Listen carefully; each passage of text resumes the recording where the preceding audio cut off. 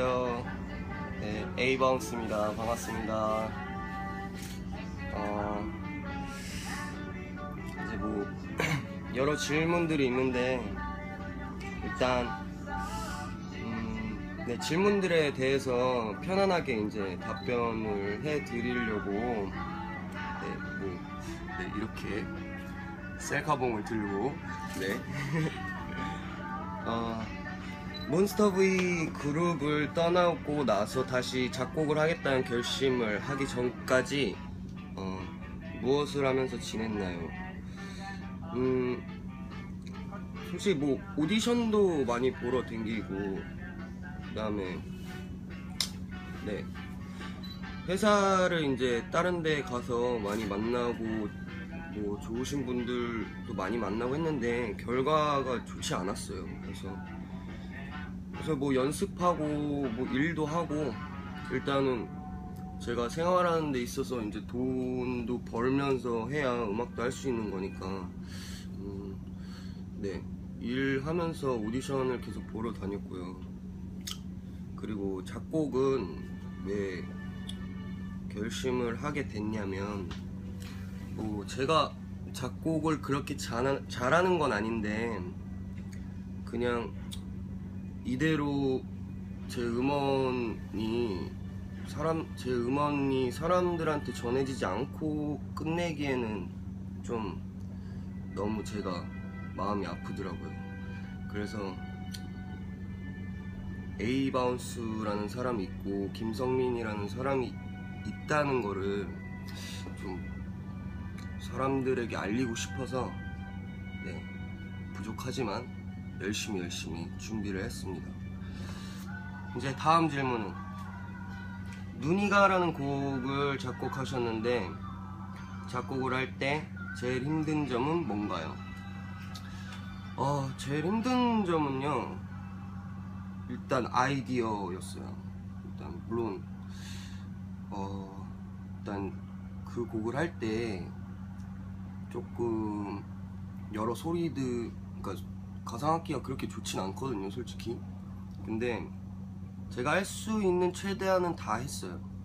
다 했는데 이제 같이 작곡 같이 한 친구와 같이 머리를 싸매고 이제 여러 소리들이 좀 들어가 있어요. 제 숨소리가 들어갔다든가 여자의 숨소리가 들어갔다든가.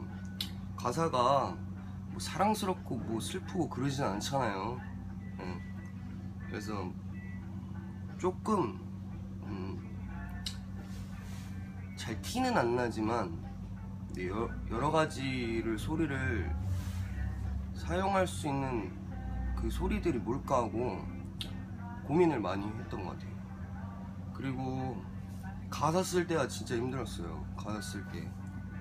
왜냐면 이게 조금 표현은 더 하고 싶은데 너무 단어가 직설적이거나 하면 그게 아무래도 이제 19금으로 될까봐. 그래서 조금 그런 거를 많이 돌려서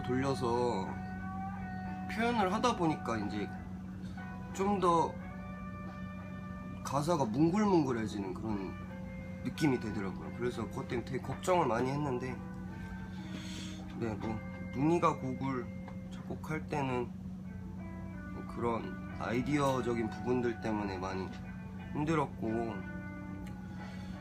그리고 일단 제일 겁났어요. 이게 사람들이 많이 들어줄까 이런 생각 때문에, 창피한 곡이 되지 말아야지 이런 걱정들 때문에 조금 스트레스 아닌 스트레스를 받았던 것 같아요. 다음 질문으로 넘어갈게요. 그러니까 저에게 있어서 영감을 주는 사람은 누구냐고 했는데, 솔직히 딱 누구를 타겟을 두고 그렇게 하는 건 아니에요.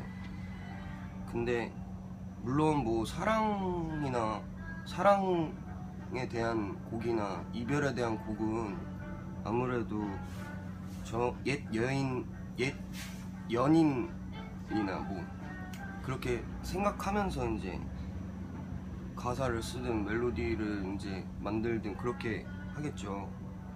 근데 눈이가라는 곡은 조금 이제 남자의 조금 솔직한 심정 있잖아요. 뭔가 어떤 여자한테 첫눈에 반했는데 조금 되게 이쁜 표현보다는 조금 더 내 안에 있는 남자의 그런 더 솔직한 표현을, 네, 저도 그랬던 적이 있기 때문에 그런 거를 많이 상상하면서 이제, 그리고 바도 가보고 클럽도 가서, 네, 많이 보고 제가 어떻게 상대방을 보고 어떤 생각을 하나 이렇게 연구를 많이 했던 것 같아요. 영감을 주는 사람은 콕 집어서 말할 수는 없는 것 같아요.